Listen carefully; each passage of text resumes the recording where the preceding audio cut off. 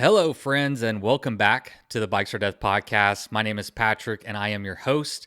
And it has been 3 weeks since I released my last episode with Pepper Cook. It feels like forever. I apologize. But we're back. So let's put the past behind us. Today on the podcast, I have 4 students from Jared Foster's Adventure Media class at Texas Tech University. And if you've been listening to the podcast, you'll probably have heard about Jared Foster. I've been on trips with his class before to Big Bend Ranch State Park. I've interviewed one of his past students, episode number 6 with Anna Claire Beasley. Anyway, so there's a lot of content. So you'll be very familiar with this class. But if you're not familiar with it, the culmination of this class is a 5-day bikepacking trip. It moves locations, but last year and this year it was scheduled to be at Big Bend Ranch State Park. This year, due to the COVID-19, these students were cut short. And so Jared had to get creative, as a lot of professors had to do, and find ways for his students to be able to fulfill their class objective and get a grade. So he gave me a shout and pitched me with this idea to have my podcast and this episode be a part of these students' grades. So he has other students that did other things, but for these 4 students, this podcast is actually a school assignment. Now, it's not as cool as going bikepacking in Big Bend, and I'm really bummed for these students. Having got to participate in that course with the students last year, I know how special that is. I know that they all worked very hard and prepared and planned and did all the things that any of us do when we're getting ready to go on a big trip like that. And unfortunately, it was cut short, and this podcast is probably a poor substitute for that trip. But nonetheless, I was happy to help and really honored that he would even ask me to participate. What I really love about this episode is the perspective of first-time bikepackers. So if you're new to the sport, thinking about getting into it, you may find this episode particularly interesting. These are students who went from little to no experience, maybe didn't even have a bike, and within a few months are bikepacking for the first time ever. So it's a great perspective for those who are looking at experiencing this maybe for the first time, or if you're a newcomer, maybe you'll be able to relate to some of their stories. All right, well, before we get to this show, let me just remind you that this show is 100% listener supported. There are no advertisers. There are no sponsors. I'm not going to hop in 30 minutes into the episode and be like, this episode is brought to you by underwear. Underwear, you wear it everywhere. See, I don't do that. Instead, I ask that if you can, find a way to contribute to the growth of this show. You can head over to bikesorddeath.com. There's lots of ways. You can sign up as a Patreon. You can give a one-time PayPal donation if you think an episode is super rad. Or you get a stimulus check in the mail and you're like, man, I don't need that money. I'm going to give that to Patrick. Or maybe you need a patch, a sticker, a shirt, something cool. We got a store with lots of great merchandise. And let me remind you that the coronavirus sale is still going on. So if you enter C19 into the coupon code checkout thingy, you will save 19% on everything in the store. How great is that?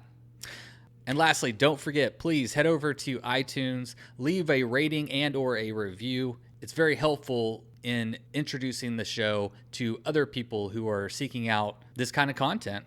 All right, everybody, let's get to the show. And as always, Miles Arbor is going to lead us off with the intro song. Take it away, Miles. You load up your bike, you ride away from home. You could be with your friends or you could be alone. You ride for a day or maybe more. You just love being in the great outdoors. Everything you need is strapped to your bars, including that new pillow you got from Santa Claus. And then you think, oh shit, to yourself. You left that super lightweight tent on the living room shelf. Bikes or death. Bikes or death. Podcast. Today I have some special guests with me.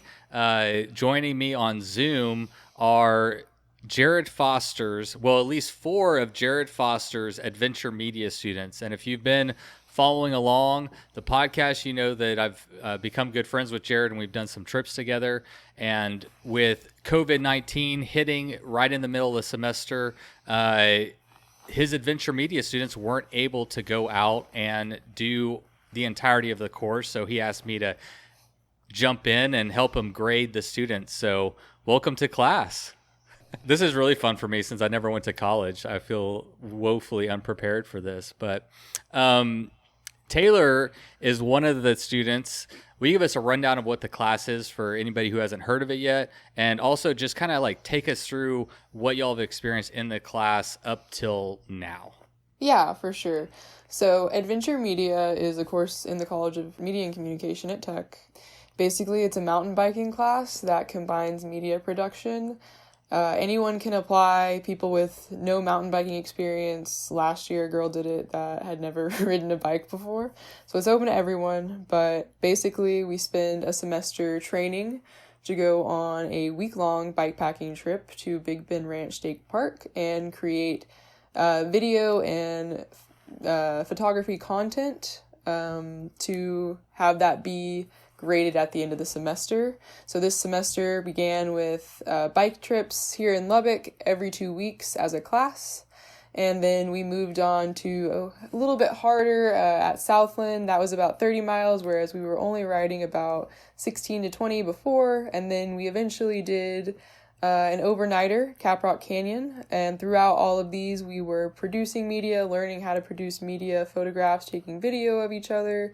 And this was all in preparation, like I said, for a week-long bikepacking trip that was canceled 3 days before we were supposed to leave because of COVID.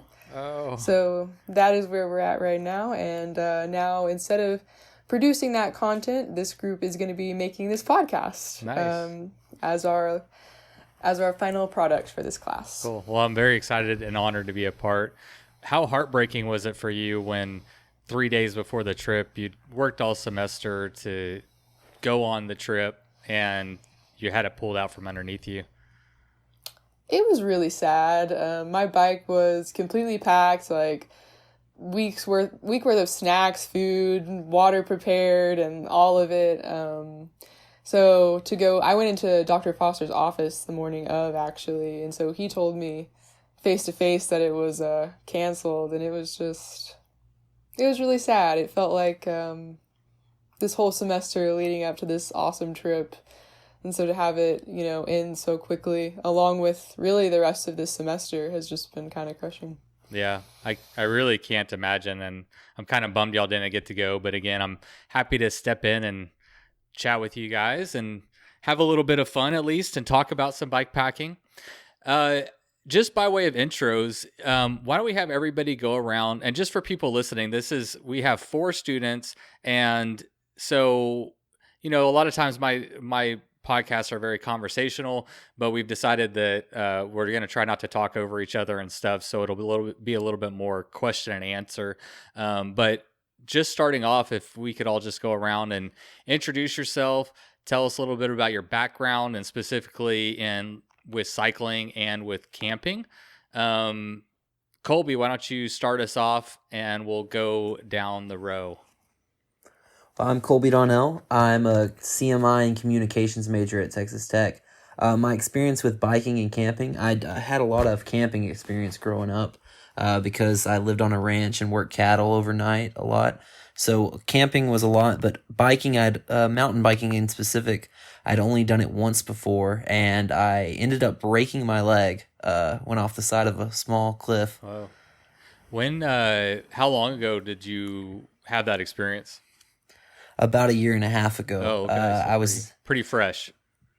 Yeah, it was, where was I? I was in Paladuro and took a wrong turn. Oh, were you on the Comanche trail? Yeah. Yeah. That's where it can get a little gnarly up there. Yeah, no, I went down that. It was my first time, and I thought I was ready for it, and was not. Yeah, it's pretty technical, but good for you for trying. I'm curious about growing up on a ranch.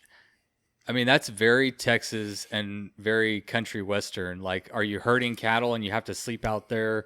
Because, okay, modern day, right, cowboy, you don't have to sleep out on the range very often, I would think.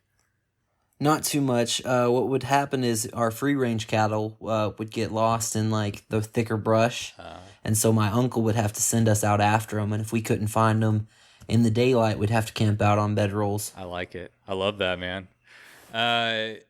Nay, how about you? Hey, so my name is Nejahla Hopkins. I'm from Houston, Texas. I'm a public relations major and a political science minor. Particularly, I had no experience mountain biking. I'm from Houston, so the outdoors, as far as country life, had no experience with that. I've never been camping a day in my life.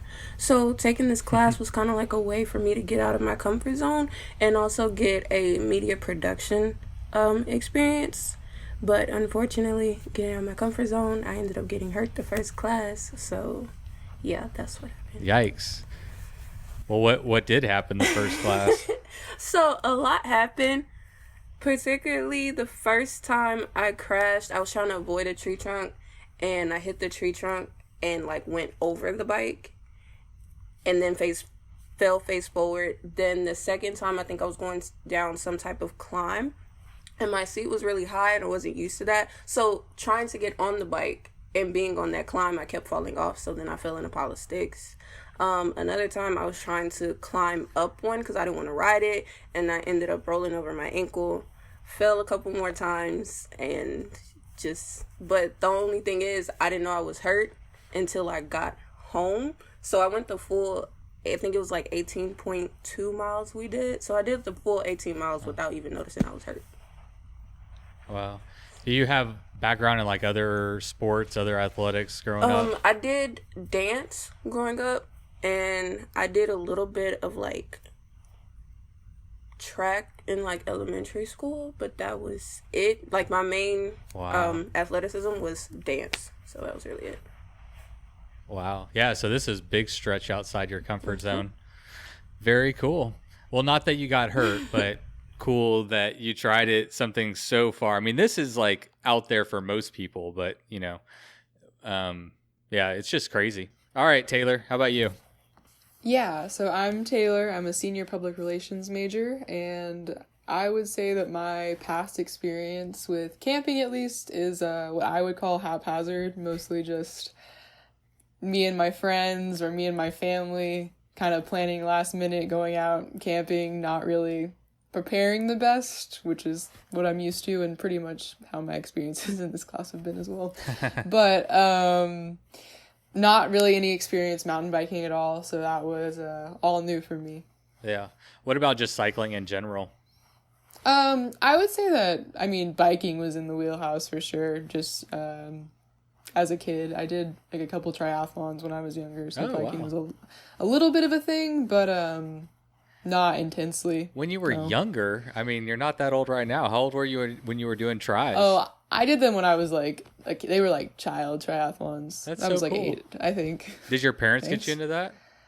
I honestly have no idea. I think it's just my dad pretty much signed me up for every sport and athletic competition in my entire life, and he was like, "Okay, you're gonna do this." Oh, nice. Like, all right. Okay, cool. Well, now I'm curious. Did you like land on one as being your favorite? If you've experienced them all? Oh, sports-wise, I played soccer from 3 to 18. So my whole life played competitive soccer from 10 to 18 and stopped only after I tore pretty much everything in my right knee. I'm sorry I'm laughing, but soccer's a brutal sport. So, like, cardio-wise, I'm guessing you were in really good shape for the class? Yeah, I would say I'm in pretty good shape. Since college started, obviously I don't really play soccer, but I run pretty obsessively. So yeah, no, that's good. I mean, that's a good head start. All right, hold on, who we got? Colton. Sorry, I forgot for a second. All right, Colton. Hi, I'm Colton Rohrbach. I'm a freshman architecture and business major at Texas Tech, and I hail from the little town of Texaco, New Mexico. I had no mountain biking experience going into this. I rode bikes just like a tiny bit when I was a kid. I mean, I can ride a bike, but nothing too extreme. I've been camping a couple times. The reason I got into the class was I was kind of just looking for something to fill the void that I left behind from sports, because I just graduated. I've been filled every bit of my summers and every waking minute with sports basically, and since that was gone, I was trying to come up with something that was going to kind of replace that. And I was looking through the course catalog and saw this, and I was like, this looks awesome. I got to do it. You came from a town of how many people? Very close to 1,000. Wow. And your whole life, huh? Yeah. I mean, you lived there your whole life? I moved around when I was a kid, but since first grade, I've been at Texaco. Wow. Yo, I've got you beat, though. How many? Vera, Texas, population 30. Wow. And that's Kolby. Yeah. And the answer to that void, Colton, is alcohol. Lots of alcohol. Don't tell my parents that. Yeah, we got to keep this friendly for the parents. Well, so the void from sports being that you're just in college now, you're not a professional, or not a professional, but you're not a collegiate athlete, and so you were just looking for some more athletic pursuits. Yeah, just really anything to get into. I was involved in just about everything in my school.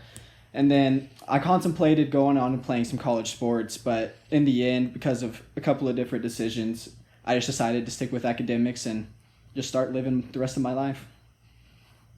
What about like you grew up in a small town. Well, both of you guys, obviously, but this desire to like see what else is out there. I mean, was any of that a component of it, or was it just the physical aspect of getting outside and doing something crazy? It was both.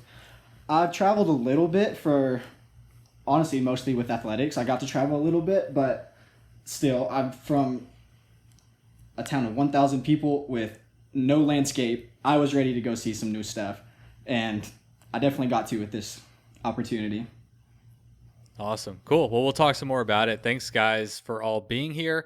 The reason I love this class and I'm excited about this podcast or this episode is because, this is what I want to do. I want to get people who have never experienced the outdoors or bike packing or camping or whatever it is, just to get outside and to experience it. And so Jared does that. He takes people with little to no experience with very diverse backgrounds, and he puts them in some really crazy, epic situations and kind of teaches you some stuff along the way, which is impressive. I'd just be trying to focus on keeping you guys alive, but I love that, and I'm excited to share y'all's perspective, because there's a lot of people out there who want to get into bike packing, who have never gone on their first camping trip, who have their own fears or trepidations, whatever it may be. So looking forward to talking to y'all. Thanks for being here. And I want to start off with Nejahla. What kind of prep or research did you do about bike packing before this class? So particularly when I applied, I didn't really know what it was. I was just trying to get in it. And then once I did the interview, it wasn't until what I really we're literally like on a bike, everything's in a backpack, and you're like you're just going. So I was like, okay. And then he told me about a girl that had never ridden a bike before who did it. So I was like, if she can do it, I can do it. So I would see the video in the College of Media and Communications, and I would look at it, and I'd be like, okay, not particularly what I'm used to, but I still think that I can do it. So it's like, watch the Big Ben video. I learned a little bit from Dr. Foster during the interview. As far as physical preparation, it was more so workouts, because ever since I got into college, I've been big on like working out at least twice a day. So during Christmas break, I had a friend who wanted to be a personal trainer, so I would go to the gym with him and work out with him. Also, I had a friend who was on the track team, so I would go with her and do her individual workouts. So that was really the only preparation I could do, because I didn't have access to a bike. So I kind of just did what I could and was like, jumped into it. What were you thinking when you were watching that? What was the name of that bikepacking video, the Adventure Media one? Was it the one I was in? I'm not. You don't remember. It's okay. Sure. I had a very important role, but I'm not sure. It's been a minute since I watched it. It's all good. I know that I can't remember the title of it, but the class that I went on in what are we in now? Was it 2019? Yeah, 2019. They produced a video. But I guess the question is, do you remember like having any feelings like, what the heck did I sign myself up for? So after the interview, it got closer to the class and closer to the ride. And it would just still be displaying in the MCOM building. And sometimes I'll just stand there and watch it. And I'll be like, can I really do this? Like, I would literally second guess myself. And then I'll have to turn around and be like, you signed up for this class for a reason. You spent money on the class, so you're going to do it. Like, when I would see, like, the hills and, like, the rocks, and they had all these cuts and, bruises. And I was like, I don't know if I could do this. But at the end of the day, there was a purpose for me getting in the class, so it wasn't an option of backing out or dropping the class. So I was like, you know what? It's a new experience. A new experience comes new challenges. Yeah. What was your main motivation for being part of the class? Experience and just experience and kind of just getting out of my comfort zone. Because when I would tell people, this is specifically after I got hurt, when people would ask me, oh, how did you get hurt? And I would say mountain biking. And I grew up in a predominantly African American neighborhood, so a lot of my friends are African American, and they would tell me, have you not looked at your skin color? So apparently African Americans don't go like mountain biking and bikepacking. So I kind of wanted to like combat that too, because I don't fit the description, but that doesn't mean that I can't do it. Yeah, I love that, and I appreciate that. I will say that African Americans are underrepresented in bikepacking, and like I have only met one female African American bikepacker since I've started doing this, and so I think it's good. We need examples, because they learn from examples. Whenever you see somebody else, you're like, oh, okay, other people do it, and then something like unlocks in your mind, So I think that's cool. I really do. And it's something I hope that like this show can continue to do is show like that anybody can go do this. It doesn't matter your experience, race, gender. It just doesn't matter. Anyone can go do this kind of stuff. What was your biggest fear going in to the class? My biggest fear, I had quite a few fears, but it was more so on the camping side of it. Never been camping, so I didn't know like you had to use the restroom outside. I didn't know that like there was no signal out there, so I was really adamant about getting a phone charging case. So it's a case that charges your phone without actually being like plugged in. So I was really adamant about getting that, because I was like, I don't care if I don't have signal. When I get signal, like I don't want to like have an emergency and not be able to call 911. So I refused to let my phone die. So that was my big thing, is kind of just being digitally disconnected and having to use the restroom outside and camping and sleeping outside. How old were you when you got a cell phone? Do you remember? I was like maybe 13 or 14 years old. Yeah. So it'd be like the first time in a long time you'd be like disconnected from your phone, like out in the middle of nowhere. You can't call anybody, can't call your mom and say, hey, I'm good. I mean, you're just out there. It's a real like sombering experience when you realize how vulnerable you are and you put yourself in a position, you're like, dang, man, I'm not used to this. Okay. How about Taylor? What kind of expectations did you personally have going into the class? Yeah, so I think I actually didn't have that many expectations. I'm really, really bad about seeing a class or seeing an opportunity, seeing a choice, and then saying like, yeah, I should do that. And then after I make that decision, I feel really good about it and just don't think about it till whatever's coming happens. Wow. And then deal with it, which sometimes works out. But of the expectations I did have, I think that one thing I was maybe nervous about was,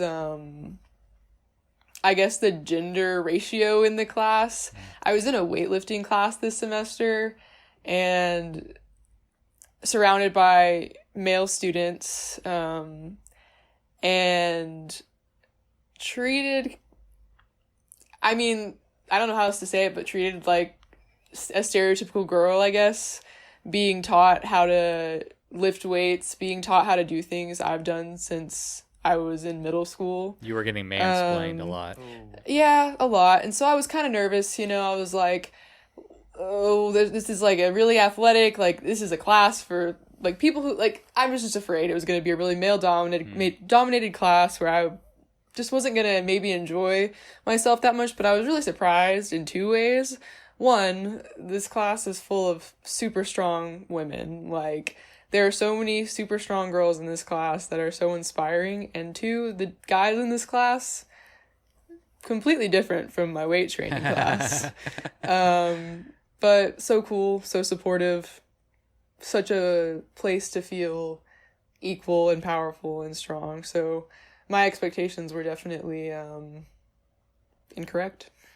Can I ask you to talk a little bit more about where that fear stems from? I mean, was it just from this class that you took with the weightlifters where you were just like, I don't want to subject myself to that again? Or is it deeper than that?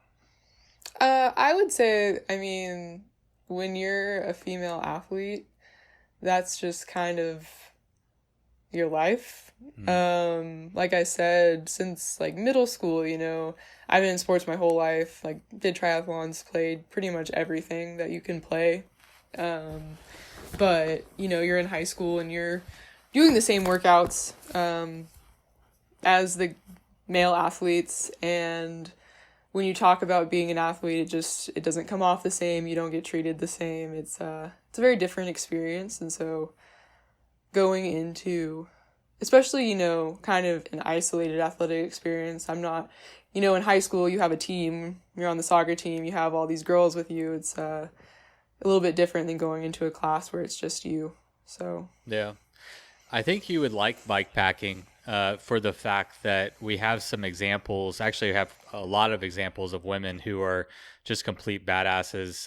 Lael Wilcox is one who's been on the episode or been on the podcast a couple times, but she has the record, or she won. Sorry, I should repeat that. She won the 2017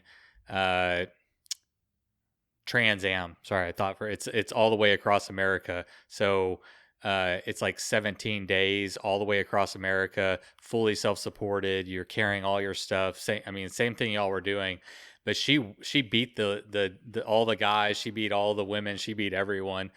We have Alexander Houchin, who won the women's Tour Divide last year on a single speed. She was wearing, like, y'all know, Doc Marten boots and just like cut off jeans and like not even like kitted up like you would expect a professional cyclist or whatever. But just some, I mean, I could go on and on. I've been lucky to have some really amazing female athletes on the podcast, but this little sector of the sporting world, and to me, it almost feels more like a lifestyle. You were talking about how the people that were attracted to this course were, I don't know, there's maybe a better vibe or whatever. And I've noticed that as well too. Like, for whatever reason, the people who are drawn to this kind of activity, they're all usually pretty chill, cool people. You know, I don't know. They just seem to, I don't know. I like them.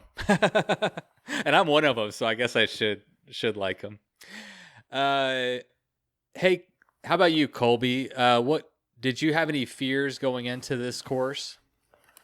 Well, one of my main fears was just because I'd broken my leg the previous time I'd rode. And the whole reason I signed up for the class was because in past experiences, I had, if I'd ever gotten bucked off or something like that, I was always told to get right back on. So for me, it didn't sit well, like being in a cast for like a year. I was ready to get back on and conquer that fear. I'm a big advocate of always trying to conquer your fear, no matter what it is. So what were your fears other than, was your fear just that you would fall again and get injured? Honestly, like, I didn't want to break my leg again. But the other fear kind of behind it is, was I still in physically good enough shape to do it? You know, I'm a senior now, and I've had one too many beers. So so for me, it was just being able to finish it was kind of a pride thing. Yeah. What about, let's talk real quick about your personal training going into the course since you mentioned your fitness. You know, crazy thing is I did not do a dang thing going into this. I figured I'd wing it, and it didn't catch up to me until the day before the Southland ride. I'd had a bad week. My girlfriend had ended up in the... Wait, what is the Southland ride first? Southland ride was one of the... We did the Southland Loop in Southland, Texas, and it's basically a 32-mile ride off the Llano Estacado, which you're riding down the whole way in, and then you ride back up on the way out. Gotcha. But the day before that, I'd had a rough week that week, and my girlfriend had ended up in the emergency room. I was sick, so I was severely lacking nutrition, like the food. I didn't eat enough food that week or drink enough water.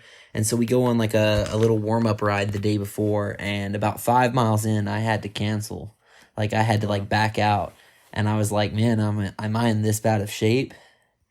And then... Is that the one where Jared pulled you? Yeah, Jared pulled me out and was like, man, like, I can tell you're riding fatigued. And like, it was like 5 minutes in when he was like, dude, like, you look so fatigued. And so I went, he sent me home, and he's like, you got to get some water in you, or you're going to like die tomorrow.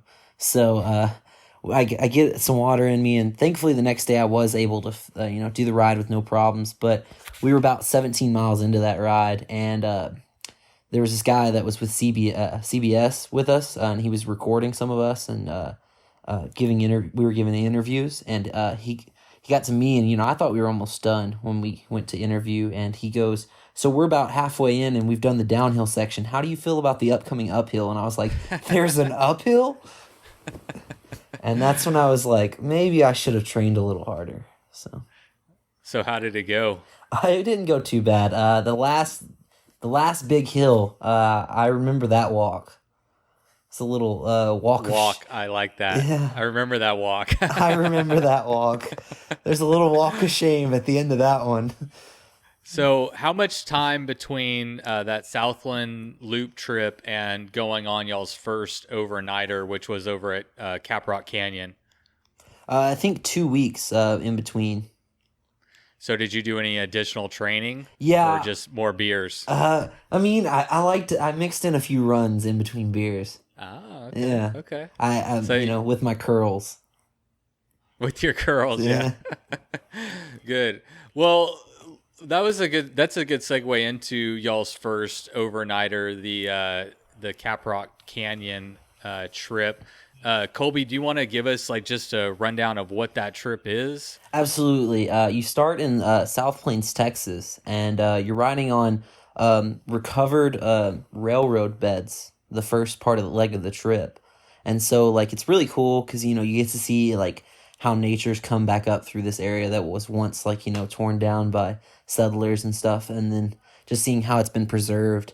And then you come up to a tunnel, Clarity Tunnel, and it's now populated by free-tail bats, and it used to be like a railroad tunnel, but you get to go through there, and you have to be, like walk through it to not disturb the environment. But and then eventually it goes through Quitaquay, Texas, and then that's the last stop before going down into Caprock Canyon State Park. Yeah, and I remember from earlier that you have a connection to that land that I was interested in hearing more about. Yeah, my uncle actually owns a stretch of land that dips down into the Caprock Canyons. And so when I was younger, I would have to go fetch cattle that got stuck down in there, and I'd camp out overnight. And just hearing the different stories made me feel really connected. So when we got to the canyon, it was like coming home for me. And so like it was just really interesting. They were talking about the heritage of the place, and they were asking questions, and I was just like popping off answers, and I didn't even realize I had the answers until they started asking questions about Quanah Parker and the Indians who had hid out in those canyons and escaped up the canyon walls and stuff. Now, yeah, if I remember correctly, that's where Quanah Parker put up like the last stand before they finally submitted to the U.S. government's regulations. And is that right? It was one of them, but it was Polidoro actually, where they had the massacre. Right. Yeah, they got caught down there in Polidoro, but before that, the cavalry had chased them into Caprock, and they had escaped up the canyon walls, and they had to report back to the U.S. Army that they had escaped in the canyon. Yeah, they kept going back and forth over the ridge, right? Yeah, I read Empire of the Summer Moon just a few, I don't know, 5 or 6 months ago. Are you familiar with that book? Vaguely. You do know your stuff. Good. Yeah, but it was really cool because, you know, like, also my family's Native American too, so like it was like cool getting to see like both sides of it and like getting to see where both my ancestors came from, like both the cowboy and the Indian side. So, man, that is interesting. I'd like to talk to you more about that some other time. So you've experienced that land your whole life? Yeah, for a big portion of it. Since I was like 5, 6 years old, I've been going out there. Did experiencing it in this other way shift your perspective at all? Honestly, yeah, it made me like see the beauty in the land more than for me, it was just, like a normal day. It was just another road. It was just another day at home. And seeing it from this perspective and like getting to watch people like marvel, at the canyon walls and like the scenery around. And it was really different for me and eye-opening to like why we need to preserve kind of this like different natural heritage areas in like the world. Yeah, that's a very special one, and I couldn't agree more. Both of those, that one and Palo Duro Canyon here in Texas, are very historically and naturally important. What about you, Colton? What was that first overnighter experience like for you? Yeah, it was a really fun experience. That was my first time packing everything up on a bike, and let me tell you, it is a lot different riding a packed bike than a regular, just like everyday trip. Was that the first time you'd ever ridden your bike loaded? That was the first time we'd ever done it. Well, let me ask you this: Does Jared, as the instructor, hint to y'all that maybe you should load them up and ride them around town, or take them out to the local trails prior to going on the overnighter? Or no, he never mentioned that one. He said, "This is your test." I love Jared, man. This is your test run, so get used to it now. Yeah, I forgot to ask Kolby, what was the distance of the Caprock Canyon trip? Do you remember? It was like to camp? Roughly 62 miles. 62? 31 down and 31 back. Okay. Yeah. So yeah, that's a good test run. What was the weather like whenever y'all went? On the way back, it was actually raining. So that was fun. It's already kind of cool in the morning too, so that was a pretty interesting ride. But on the way there, we had good weather with the wind behind us. Cool. Colton, so the packing was surprising, but what about the actual trip itself? Like, you got out there, you got all your stuff on your bike, 31 miles. Did it just go smooth as butter? The way down was smooth as butter. We had the wind at our backs. You're going a little downhill slope. It was real nice. Got there in, I think, record time for the class is what they said. Like, we got our stuff all unpacked or whatever, and Dr. Foster looked at us watch. He's like, it's 2:30. Like, we still got the whole day left. And so, of course, at that point, he said, let's go do some more biking. And so then we went on some like single track that was down there, and that one kind of killed my legs afterwards. So that made the way back less smooth as butter, because that one, at that point, I was a little bit less good on food. I had cramps in my legs, and then we decided to head back up the canyon. We saw 31 miles, and that day the wind was blowing at least 20 miles against us in some places. It was not as much fun, I'll put it that way, but I felt accomplished afterwards. And yeah, that area is pretty flat, so you're getting like all the wind. There's no trees or anything to really block it, is there? There's a few sections where like some rock walls would block it, but then I just remember this one long stretch. It probably wasn't as long as I was thinking it was, but it felt like forever, where there was just no protection. We were just out in the open, and the wind was just blasting us. I was getting kind of lightheaded. I was running low on water. I was like, whew, I don't know if I'm going to make it through this one. So what'd you do? Stepped off the bike for like a few seconds, got some water, and then made it to the next stop. And then after that, it was all good. Yeah. I'm curious, did you find on this just first trip that as students, as friends, that y'all were coming together and like, I don't know, checking in on each other or anything like that? Or was it kind of like every man for himself? It was actually cool. That was kind of like the point in the class where we all starting to get to know each other pretty well. So we all could talk to each other easily. And we all were starting to have some close people that were pretty close. Colby and I were going to share tents or whatever, but we decided not to for this trip. For Big Bend, we were going to share a tent. We were getting close. And so like every time we'd stop and we'd take pictures or something, we'd always have like one of our friends ride through the same section again, get them to get a good shot or have a conversation real quick. Now, Nejahla, you weren't able to go on this trip. No, I wasn't. Were you pretty bummed about that? Was I pretty bummed about it? Overall, I was kind of bummed because I couldn't participate in the class anymore. So I guess that would go along with it. Because I was like, man, I could actually did this. But I didn't. But I was also in a boot, and I had never been in a boot before. So it's like, I don't want to get hurt again. Yeah, I don't think you want to go ride your bike with a boot. I've never tried it. It doesn't sound like very much fun. No. What about you, Taylor? How did that first trip go for you? It was awesome and horrible and lots of different things. Welcome to bikepacking. That was perfect. That's a perfect answer. It was wonderful and horrible. Sorry, go ahead. I learned that I eat a lot more food than I think that I do. So I ate pretty much all the snacks I brought first day. Second day, when we stopped in Kittiquay, we would go into it's an Allsups, I think. And I bought 4 king-size Snickers bars, ate them all in the span of there to back, which I think Dr. Foster judged me for. Well, I don't think he judged you too harshly. There's many people who do this only for the snacks. They'll like eat super healthy, like almost all the time, but then they go and do one of these and it's just like junk food. It's kind of amazing. We walked through bat poop twice.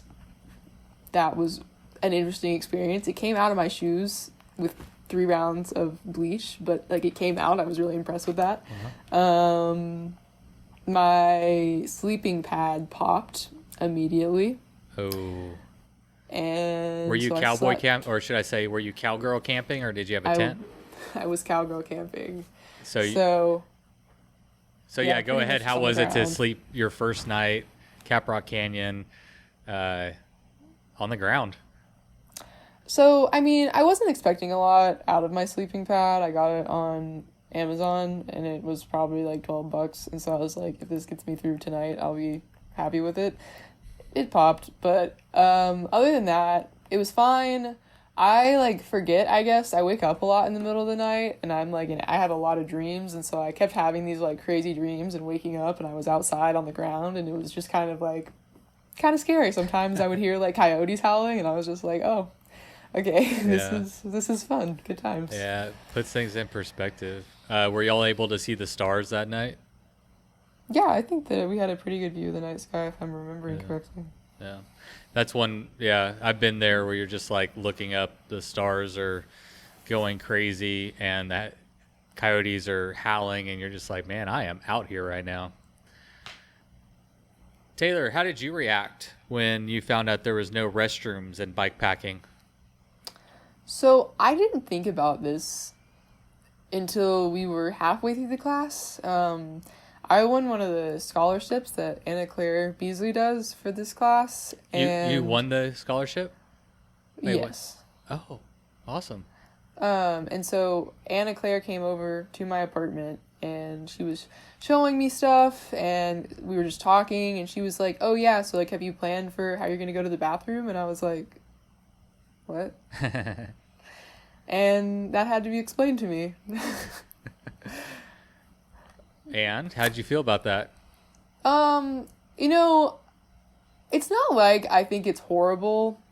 Like, to be honest, I wasn't that freaked out by it. I think the thing that was the weirdest to me is like, how far am I gonna have to walk for me to be like out of sight distance of everyone else, and also like, how tired am I gonna be? Is there gonna be a point where I'm like just on the horizon? Like, how is it really gonna go? Yeah. So I was a little concerned. I figured that I'd probably be tired enough that it wouldn't matter. But yeah, definitely a little bit shocking to think about the actual logistics. Yeah, it's one of those things part of life. What about you, Colton? I hear you had a good bathroom story. Yeah, this one is actually one of my friends on the trip. I gotta say, it's one of my favorite memories from this class. Hit me. So we were on one of the trips, and we were all just kind of talking, like having a good conversation. Guy walks up behind us, one of the guys on the class, and he has a shovel in one hand and a full roll of toilet paper in the other hand. He says, "How do you do this?" So we explained it to him. He looked a little confused. And so he takes off. He starts hiking up one of the hills. And it's been like 30 minutes or something. We're starting to get worried. We're like, is he okay? It's going to get dark soon. And just next thing we know, it's like picture perfect moment. Sun like right behind him, like looking heroic, comes over the top of the hill. He says, "Hey guys, I'm one with nature now." Oh, it's funny. Like, how long do you wait before you go check on them? I don't know. Right? Because like you don't want to walk in on you somebody, gotta give them their right? time, but at the same time, But did they get bit by a you're in the rattlesnake? middle of nowhere, so anything could have gone wrong. Huh. Yeah, I've never thought about that before, but that is a conundrum. We'll have to figure out what the appropriate amount of time is. I feel like 40 minutes, 45 minutes, 45. you're safe. I feel like that's 45. still pretty. That's a long time. I don't know. I'd be scared. I know, but you said he was going 30. Yeah. So, I mean, he was cutting it close to that 45-minute For mark. sure. I would not want to be having to go to the All right. bathroom outside for 30 minutes, though. It's part of the fun of bike packing, I guess. We'll just chalk it up to part of the experience. So, all right. So y'all had prepared all semester, gone on some training rides. You did your first trip, getting ready to go. Taylor, I think you were the one who said you were all packed up 3 days before the trip to Big Bend Ranch State Park, and it was canceled. But I understand that some people went on the trip. Who here went on the trip I did. to Big Bend? I went on the trip. And that's Colton. Okay, so Colton, you were the only one that went to Big Bend out of this group, but were there other people from your class that went with you? Or Yeah. There ended up being, let me think, I think 6 of us total, which included one of the guys that came along as a guide. And they were all from the class? They were all part of the class. And just for full disclosure, so was the state park closed down? How did y'all work the logistics? It was actually kind of crazy because like it wasn't as big of a deal. Like the world hadn't gone quite as crazy about COVID-19 whenever we were heading out there. So we had no problems going up there. Like no one was making us like wear masks or like stay out of buildings or different things. And so we go into the ranger station, we sign in, and as we're coming back, we all got our self-service back right at that ranger station. We found out that that was actually the last station left open in Texas, was the one that we were in. Oh, wow. Yeah. And then after that, everything was just crazy. Like we went back into Terlingua, and we actually spent another night out there just because no one was ready to head back to this craziness yet. And so we just... Okay, so back up real quick. So you go to the ranger station, and they inform you that you're the first, or they are the last ranger station still open. And they're like okay with y'all going out and bike Oh, packing? no, that... once we got back, they were the only ones open. Whenever we went out there, like everything was open. And then within the 3 to 4 days that we were out there, like everything shut down. Okay. So how long were you out there? How many miles did you do? We spent 3 nights out there, and I'm pretty sure we got around 60 miles in. And how did it go? I mean, I gotta say, yeah, it was a once in a lifetime experience. I'm like completely thrilled that I decided to go and do it. Like it really brought into perspective what real bike packing was to me, because you really get the whole feel of the mountain and the rocks underneath you, the actual difficulty of the terrain. You didn't quite get that in the Caprock one because it was mostly just like smooth roads almost.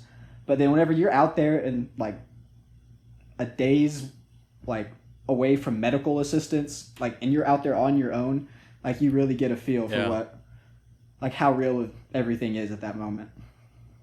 Oh yeah. Did anything go wrong? Any scary moments? We had 2 scary moments back to back.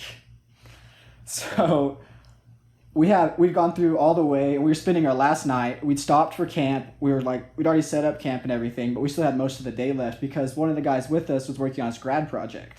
And so he was asking us to get some footage of some like rides that he could repeat over and over to compare footage with. And so at this point, we'd taken all our bags off our bikes and everything. And I was actually the first one that he asked to like put a GoPro on me and do this one run.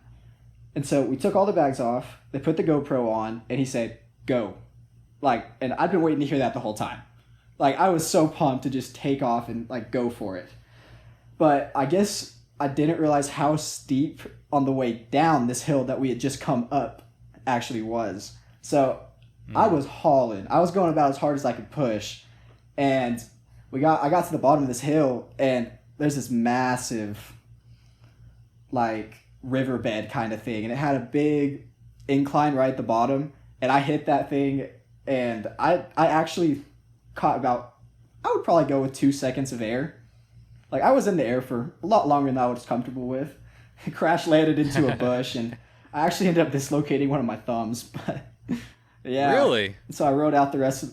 You just pop it back in or what? I had another girl right behind me, and she didn't see the crash because I'd kind of gone a little bit farther ahead.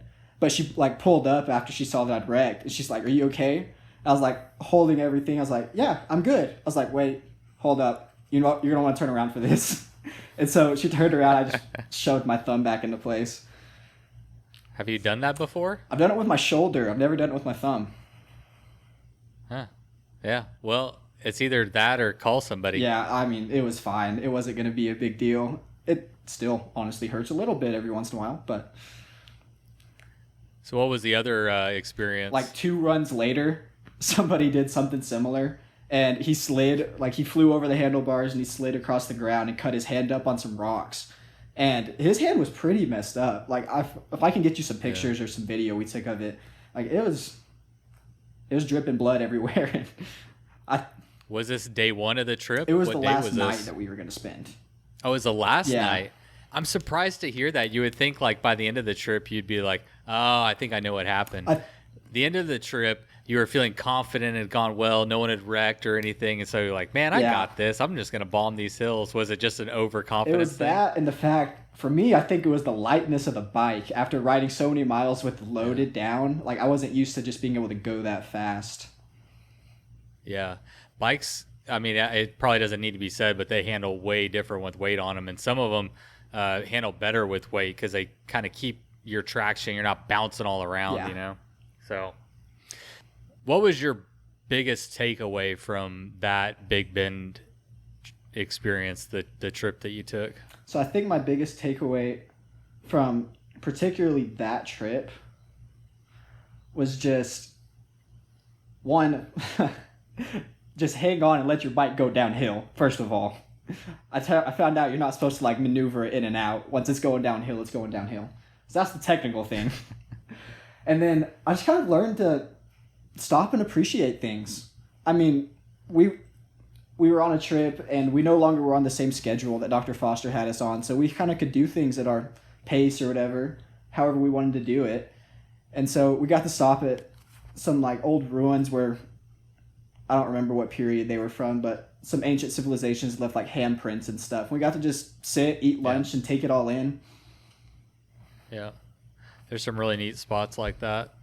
What about do you feel like more capable just as a person? Like if you know you can go out and survive in Big Bend for 4 days, like do you walk away from that feeling like, okay, I can go to school and sit here and take some notes or, you know, whatever? I would definitely say that it's a little bit different than sitting in class and taking notes, but I do feel significantly more accomplished as a person. I do feel pretty good about having done that and having that experience under my belt and knowing that I can survive that, and I'd do it again in a heartbeat. Awesome. What about you, Kolby? You didn't get to go on the trip, but I mean, you certainly went through the rest, you prepared like everybody else did. What was it like for you to not be able to go on that trip?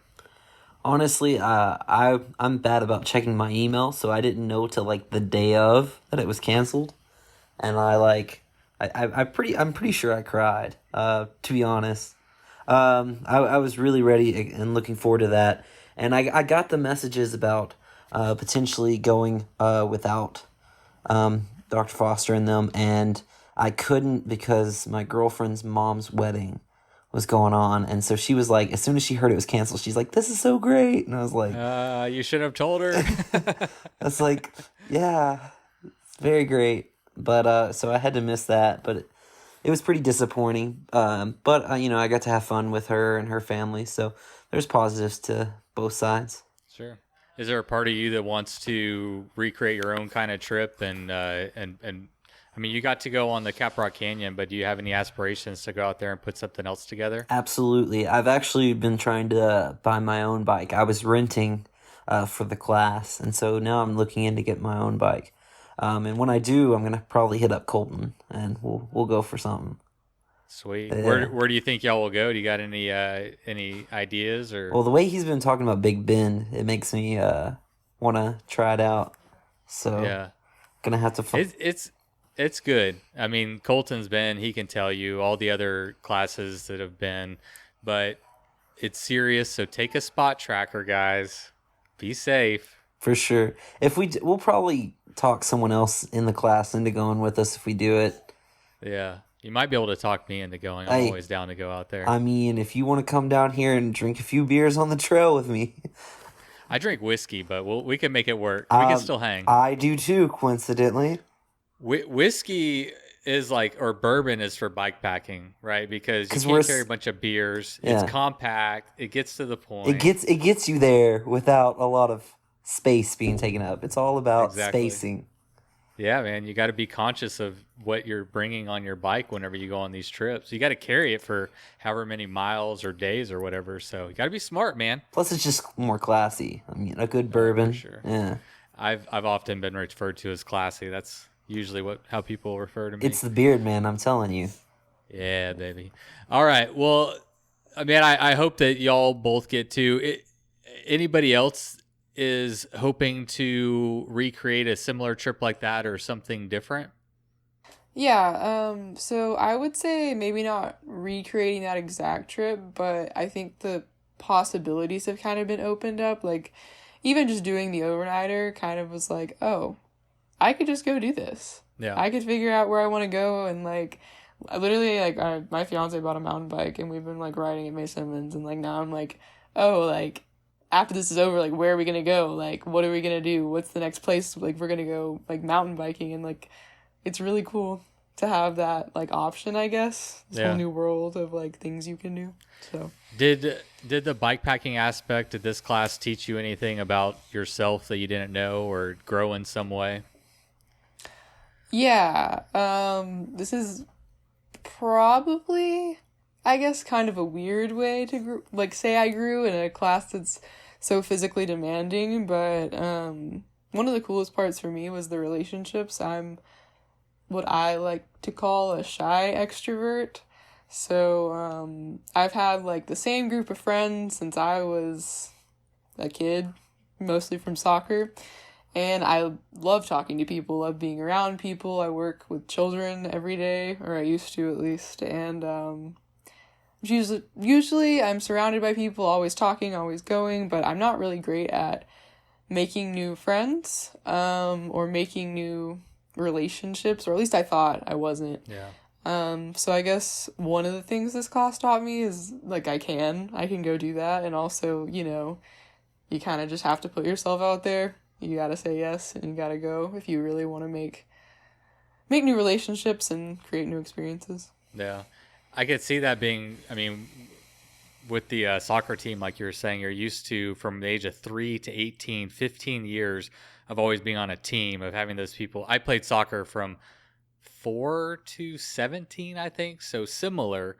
But I had that same, you're just used to having a team. It's not, there's no I in team. Well, in bike packing, it's all about you. You got to be self-sufficient. You got to bring what you need. You got to carry the things you need. Nobody's going to bring, do it for you. The neat thing about this class, though, is you can't support each other. You can be there for each other emotionally. Thank you. I saw a lot of that whenever I went with the 2019 class. And it was awesome to see, honestly, like, because much like y'all start off, you don't really know each other, but by the end of the class, I mean, you're just like bound by the fact of necessity of needing to be there for somebody else. You can't call home to mom, can't do all these things. You're just in it with these people. So it kind of forces you to be together or come together, I should say. I have a fun question. Nejahla. Hey. Nejahla. I'm curious, did you learn anything about Jared Foster that surprised you? Did I learn anything about him that surprised me? Yeah. I mean, you hear about a class, you're like, there's this crazy professor that's taking kids out. Sorry, I say kids. Young adults. Out, in the middle of nowhere, camping on bikes. I don't know. What was it like to, meet him? I mean, I've had, multiple encounters with him before the class, and he has never been a professor of mine, but I just, whenever we would see each other, be like, oh hey. So did I learn? I would probably say I learned that he's more on the daredevil side of things. It's kind of like, you're new to this, but you can do it, and you're gonna do it. So it's more so he's really adamant about pushing people into these environments that are not normal to say, and doing these activities that aren't normal. So I could say he's pushed me a lot, but he's also very he's very flexible, and he's really although I got hurt, he really he accommodated me a lot. So although I wasn't able to go on the Big Bend trip and do mountain biking, although he was like as soon as he found out I got hurt, he was like, who knows, you could be out of this in 2 weeks and right back on the bike. I was like, doctor said don't do that. But although I had that injury, he still made it possible for me to still get the experience that I wanted and still be able to get a feel for adventure just behind the camera, not actually doing it. So he really accommodated me, he was really adamant about, you might can get out this boot sooner than you think. And I was like, no. That is what I learned about Jared Foster, was that he's a little bit of a daredevil, and he doesn't mind pushing his students. I mean, he just pushes right up to the edge. He'll you might fall, you might get hurt. He's had injuries in his class and stuff, but everybody knows what they're signing up for, and it's really a great experience. So I'll tell you, the first time I heard about this, when Jared was telling me about it, I'm like, you are freaking crazy, because I know Big Bend Ranch State Park. It's out in the middle of nowhere. You're in the desert. There's a lot of things that could go wrong, and to take 16 people with limited experience or sometimes no experience out to do this kind of thing, it's crazy, and it's also very admirable. So let's give some advice to other newcomers to bike packing. Whether you like to admit it, y'all have a little bit of experience, you've learned a few things. So what would you share to somebody who was looking to take their first trip? Kolby, let's start with you. What advice would you give to a new bike packer? Well, if you're doing an overnight trip, the first thing I would suggest, the most important thing that I learned, is get all of the weight that you can under your center of gravity.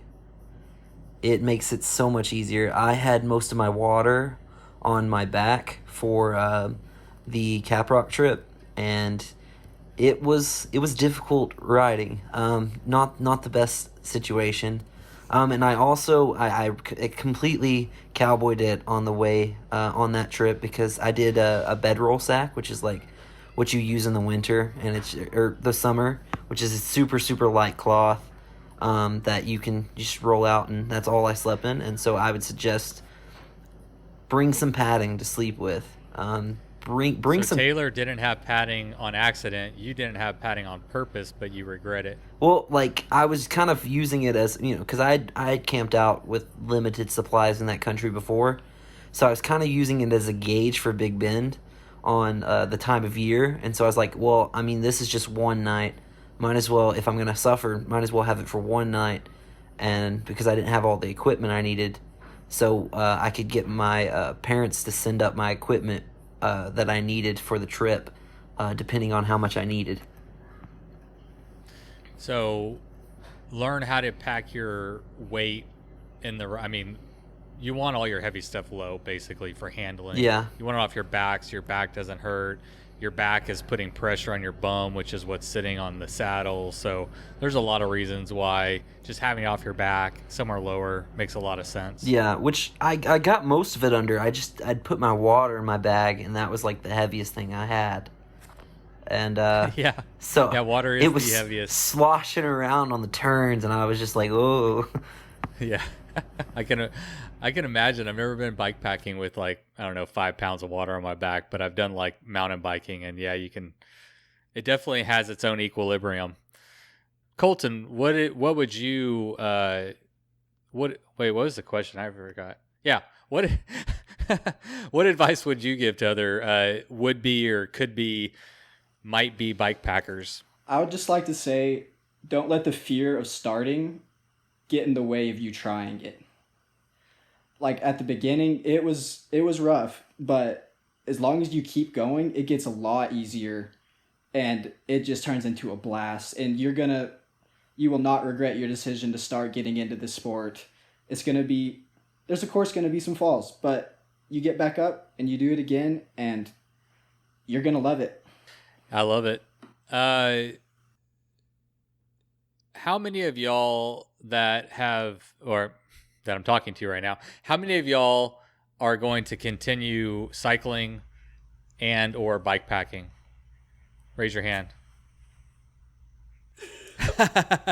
All right, so we got Taylor is a yes, Colton is a yes, Kolby's a yes, Nejahla is a maybe. It's I don't know. We just gonna have to take it slow, cause again, my first time and I get hurt the first experience, so we're gonna take it slow and see what happens. Yeah, I think that'd be a good move. I always recommend to people, man, you don't have to bite off too much in the beginning. You can test your gear in the backyard if you got one. You can, load up your bike right around the neighborhood and then sleep in your backyard. I've done a lot of backyard, camping or just testing out. Yeah, Kolby, what's up? Nejahla, if it makes you feel any better, I broke my leg the first time I went mountain biking. That's true. So it could get rough. But I mean, you just got to get back on. That next time, if you get on, it'll be a lot better. Trust me. I like it. I'd love to see Kolby and Colton. Y'all are gonna sound like do another one and see if y'all can all get out there and do it together and give Nejahla that experience that she missed out on. Just start on the road, then go to the trails, build up to it. There's no hurry. And that's another great thing about bike packing, man. You're not going that fast usually unless you're Colton. You're usually just taking it pretty easy. Enjoying the scenery, Well, thank y'all so much for coming on the podcast. I really appreciate it. But before we close it out, is there anything that anybody else wanted to share or talk about that I missed or forgot? No? Excellent. Well, you all get A's. Congratulations. Thanks, Professor I appreciate Patrick. y'all. Huh? Thanks, Professor Patrick. Oh, man, you can say that again. Yeah. Don't they give honorary degrees to people? They should just give you one, an honorary degree in adventure media. Just I'm talk going to send this over to Foster. and tell him what's up. All right, y'all. Thank y'all so much. I appreciate it. I'm glad everybody got out fairly well unscathed. There are Band-Aids in bike packing, but that's okay. It makes us stronger. All right. Thank you, everybody, for tuning in, and thank you to Taylor, Nejahla, Colton, and Kolby. Appreciate y'all coming on and sharing your experiences. It was a pleasure to get to talk to you, and I hope that we get to follow up with each other one day and see how your journeys have progressed as you get deeper and deeper into this addiction, this new lifestyle called bikepacking. All right, everybody. Well, I am going to try to get back on track with releasing an episode every week. Things got kind of crazy in my life. I also have recorded an episode with Kate Boyle that had some audio issues. So my friend Douglas Edge out in California is working on that so that I can release it. It was actually kind of bad. And I don't know, it was like a weird technical thing that I don't know how to prevent in the future, and it kind of sucks. But anyway, that's part of the reason why it's been 3 weeks since I released an episode. That, and then, just stuff going on in my personal life. But I'm going to try to get back on track, like I said. So hopefully the audio for Kate Boyles will be ready to release next week, and we can just keep rolling them out from there. As always, everybody, I appreciate it. I appreciate your support, whether it is financial or just a message. Y'all are great. I appreciate it. And I've said it before, but you are the PSI in my knobby tires that keep me rolling down those gravel roads. All right, everybody, it is a beautiful day in Texas. I hope it's beautiful where you are, but I need to get off of here, get this released so you can listen to it, and I'm going to go ride my damn bike. You load up your bike, you ride away from home. You could be with your friends or you could be alone. You ride for a day or maybe more. You just love being in the great outdoors. Everything you need is strapped to your bars, including that new pillow you got from Santa Claus. And then you think, oh shit, to yourself. You left that super lightweight tent on the living room shelf. Bikes.